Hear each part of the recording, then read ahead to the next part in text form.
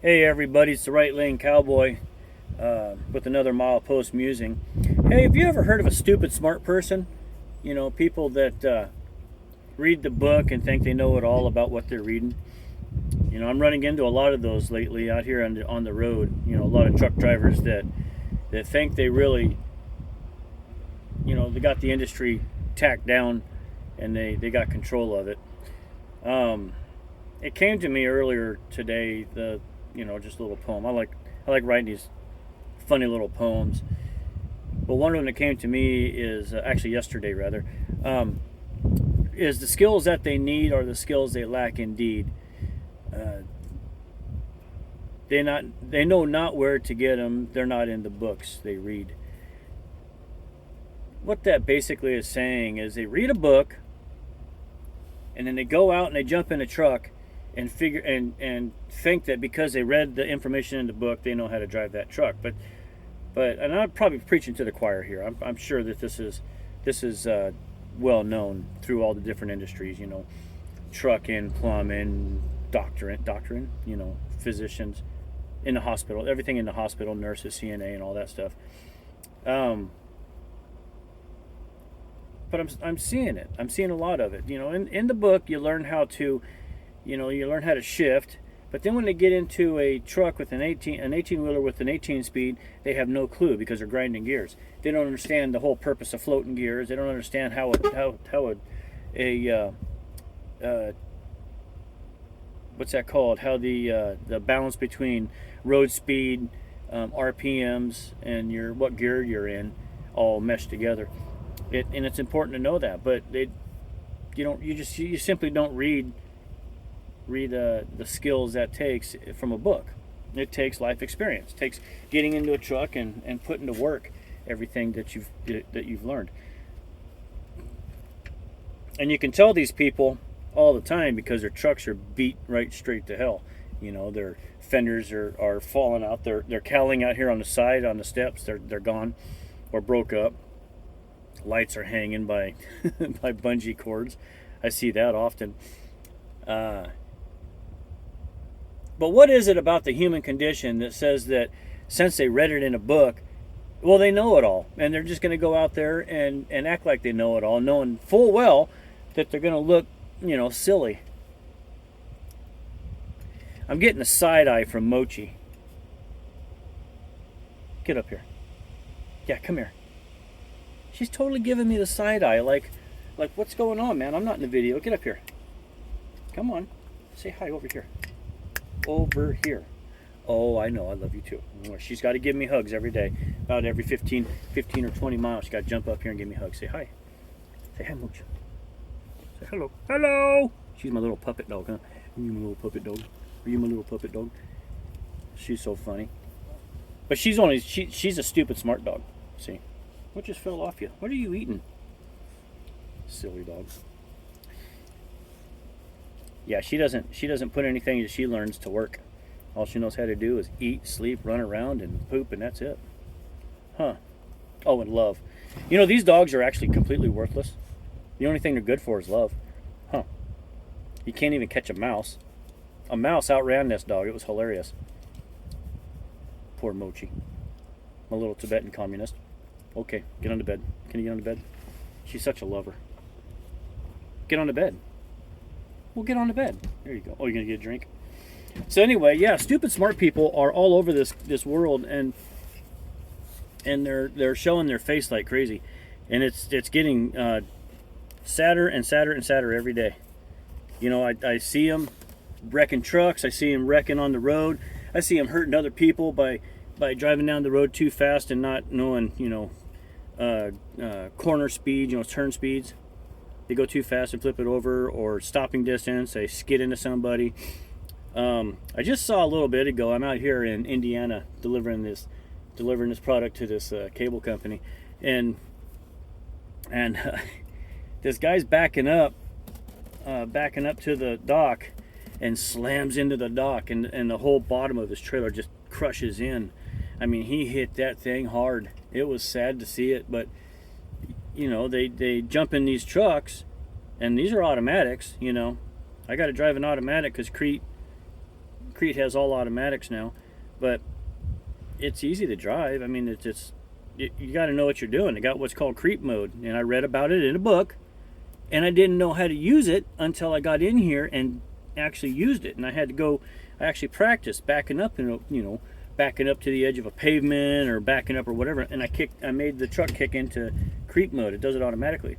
But until I actually did it, I didn't know how to do it. I just knew that the truck had it, and I read about it. So I don't even know where to go from there as far as, what do we do about these people? Do we help them? Do we let them figure it out on their own? Or do we say something to the trucking schools and all the different vocational schools? You got to have time on the job with the student to give them a little bit, just a snippet, of life experience, actual experience on the road. Like when I went through my 30-day tech school back in where was that? In Grand Junction, Colorado. They gave us time on the road. I think we had 10 or 12 days or maybe 15 days in the classroom learning about brake adjustments, learning about slack adjusters, learning about everything brakes, air brakes, how the air system works, how to do a brake test, in-cab brake test, an out-of-cab brake test, all the different laws that pertain to us. There's so many things you got to learn, but it takes about 15 days to go through them all, skim through them all. We didn't even get into depth. We just kind of skimmed through them all. And then we went out for between 10 and 15 days and did an on-the-road test. And then, of course, we did some night driving, too, because that's a whole different world, night driving. So, but even then, I didn't know that much of everything there is to know about the how to control these trucks safely on the road. So it took years. I've been doing this 17 years now, and it took years. I still consider myself I consider myself experienced. I got a little over 1.4 million safe miles under my belt. I've never hit anything, thank God. I trust in the Lord, and I believe that He's with me every day, helping me to drive this truck. But keeping my mind straight and I don't know, what do you call that? Alert, sharp. Like Dan Bondino says, stay frosty. You got to stay frosty. So it's taken me a long time to get to where I'm at, and I think I still have a long way to go. There's a lot of things I haven't done yet that I would like to experience. But going into nursing, say, you got from the bottom up, I think, how's that go? From the bottom up, you got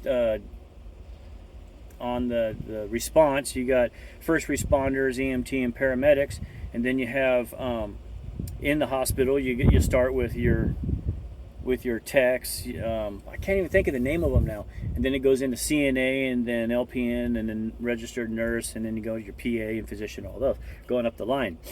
And I have seen, I've seen in my own family, people who are say, I don't know, a hospice CNA, who have seen it all, who have hands-on, more than a decade of hands-on experience with people. They learned that compassion is a skill, okay? We should all have compassion. When you see somebody hurt, you should go, oh man, that hurts, and have a little compassion and feel the pain with them and understand what they're going through. Excuse me. But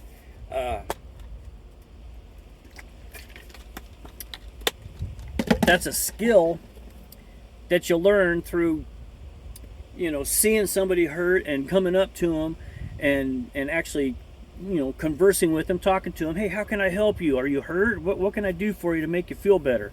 And actually let them know that you're sitting there feeling the pain with them, and you're trying to understand them.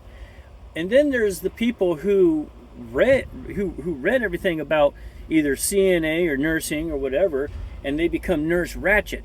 Are you taking your medications? And they take a blood pressure cuff. Put your arm up there, and bam, they slam it on you, and they pump it up real quick, not caring about how much it hurts you. And those people, and I know people like that too, just nurse ratchet style, want to be the boss, want to get in there and throw all their knowledge all around and tell everybody, you're doing it wrong, I know because I read a book. Big deal you read a book. Who gives a damn if you read a book? How many hours have you put behind, or how many hours have you put on your feet caring for these people? How many hours have you stood beside a bed, a dying man's bed, with their family wrapped around the bed, crying with them? Probably 0 hours. Minutes and seconds for that matter too. But just because you read a book and you passed a test doesn't mean you know what the hell you're talking about. Doesn't mean it gives you any kind of authority to come in and start throwing your weight around. You don't get to do that. I don't let people do that out here on the road. When I'm driving and somebody comes up to me, you're doing it wrong. Okay, well, I'm doing it wrong, and I understand that you're really compassionate or really passionate about the fact that you think I'm doing it wrong, but you're gonna have to step back. Because number one, you approached me wrong. Number two, you're yelling at me, telling me I'm doing it wrong. You don't even know what the hell I'm doing to know what I'm doing wrong. I might be backing a truck up, but am I parallel parking? Am I trying to straight back into a deal? Am I trying to get the heck out of a way of somebody else trying to come around? What's going on? Is my truck stuck in reverse and I can't do anything and I just gotta roll with it? You simply don't know what's going on. Not that these trucks get stuck in reverse. I mean, it's just a hypothetical. But you get the point, right?